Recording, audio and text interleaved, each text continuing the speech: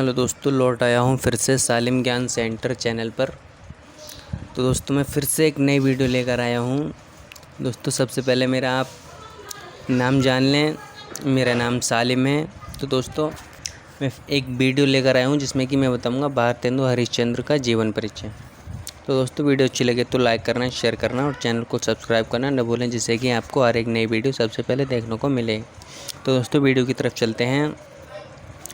आधुनिक हिंदी साहित्य के जन्मदाता भारतेंदु हरिश्चंद्र इतिहास प्रसिद्ध सेठ अमीचंद के प्रपौत्र गोपाल चंद्र गिरिधरदास के ज्येष्ठ पुत्र थे। इनका जन्म 9 सितंबर सन 1850 ईस्वी को काशी में हुआ था। मात्र 5 वर्ष की अवस्था में माता पार्वती देवी तथा 10 वर्ष की अवस्था में पिता गोपाल चंद्र के सुख से ये वंचित हो गए। वे माता मोहन बीबी का इन पर विशेष प्रेम न होने के कारण इनके पालन पोषण का भार काली कदमादाई और तिलकधारी नौकर पर था। पिता की असामयिक मृत्यु के बाद क्वींस कॉलेज वाराणसी में 3-4 वर्ष तक अध्ययन किया। उस समय काशी के रईसों में केवल राजा शिव प्रसाद सितारे हिंदी के अंग्रेजी पढ़े लिखे थे, इसलिए भारतेंदु जी अंग्रेजी पढ़ने के लिए उनके पास जाया करते थे और उन्हें गुरु तुल्य मानते थे।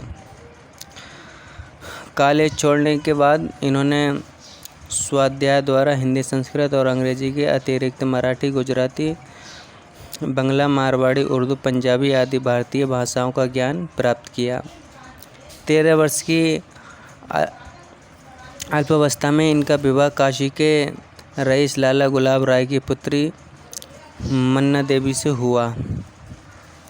इनके 2 पुत्र और 1 पुत्री थी। पुत्री की बाल्यावस्था में ही मृत्यु हो गई थी, जबकि पुत्री विद्यावती सुशिक्षिता थी।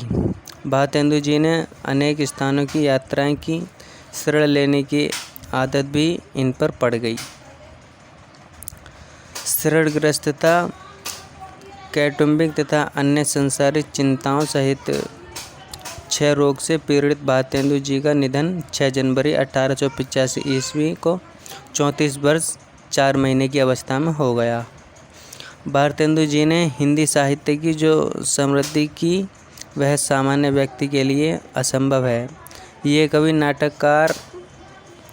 कवि, नाटककार, निबंध लेखक, संपादक, समाज सुधारक सभी कुछ थे। हिंदी गद्य के तो ये जन्मदाता समझे जाते थे। काव्य रचना भी ये बाल्यावस्था से ही करने लगे थे।